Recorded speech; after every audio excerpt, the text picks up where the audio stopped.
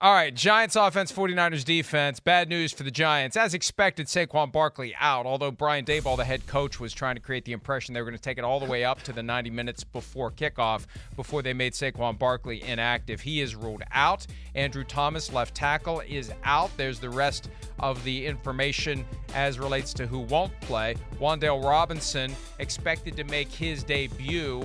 Knee injury, will be likely able to go tonight. Hey, without Thomas and without Barkley, that changes everything. I mean, the Giants have not been impressive with Barkley. You take Barkley out of the mix against the 49ers. I mean, that's the one thing that gets lost in the comments of Kyle Shanahan about how hard it is to prepare. The process is a little easier when you got a great team. Yeah. And this Giants team is going against a great team. They've already seen a great team in the Cowboys, and what happened? Now they got another great team in the 49ers, and they don't have Saquon Barkley, and they don't have Andrew Thomas. And even though it's football and it's on TV and it's early in the season and we're going to watch it, it feels like an uphill climb for that Giants offense against the 49ers defense. That's right. I mean, gosh, if they play the way they did week one, it'll be the same outcome. If they play the way they did in the first half last week against the Arizona Cardinals, they won't be able to come back against this team. It'll be over at halftime. It'll be see you later. You know, there's not going to be a 21-point comeback against the 49ers, not from this Giants football team. And you're right, like the Saquon Barkley, hey, we know he's special. He can go above and beyond.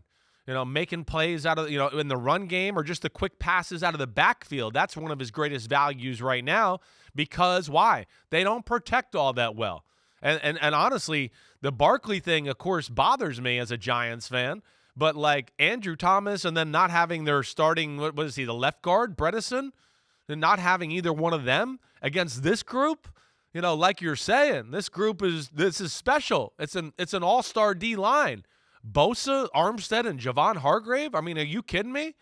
So that's where I worry about it. And the Giants, they did turn the corner a little bit last week in the second half of the Arizona game.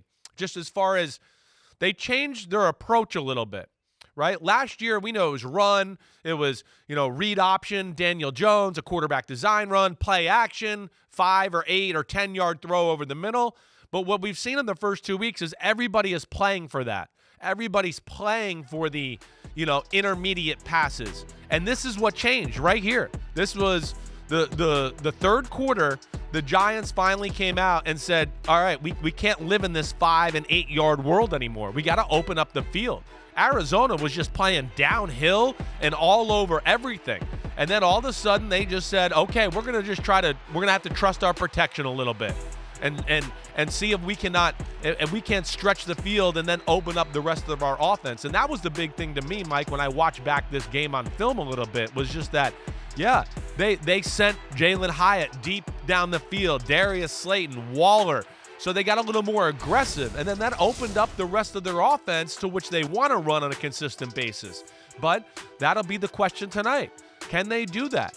Again, if they're going to live in that 5 to 8 to 10 yard, we're going to run, we're going to throw over the middle, and they're not going to be able to. The 49ers are, them, they're a bunch of crazy SOBs. They're going to be all over that stuff. You got to do something that's going to scare them and back them up, like we saw with Mahomes and the Netflix thing, right? What'd he say? Damn, if they're going to play me like that, whoa, I'm going to go deep on them. They're taking away the 10 and 12 yard throw. Whoa, that's what the Niners do. They kind of call your bluff in that department. So we'll see, but that'll be one of the things to look for in the game early on is if the Giants can protect a little bit, those receivers on the outside, they can run. And the 49ers secondary is not special as far as the corner position to where that can maybe give them a fighting chance. But that's what we got to see if they can protect Daniel Jones to actually make that happen. You mentioned the injury to Ben Bredesen, the guard. I mean, the left tackle gets more of the attention because that's the sexier position. Yeah. But if you've got problems with your interior offensive line, you got a problem with the 49ers. I thought of you last week. There was a transcript from a Steve Wilks press conference. He's the team's defensive coordinator.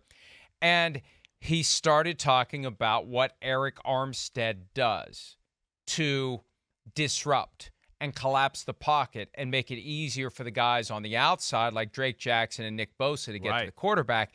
And they asked him, do you have a stat for that? He said, no, it's just what we call factor grade. And I said, yes, it's what Chris Simms calls F the play up. F the play up. Because that's exactly what he's talking about. Exactly. Eric Armstead doesn't end up on the stat sheet, but Eric Armstead is creating so much havoc in the middle of the line that it lays the foundation for the guys on the outside to take advantage of it. Exactly. So if you're impaired in the middle of your offensive line against the 49ers, you got a problem with Eric Armstead, which is going to create problems from the guys on the outside. That's right. And they got two of those guys in the middle.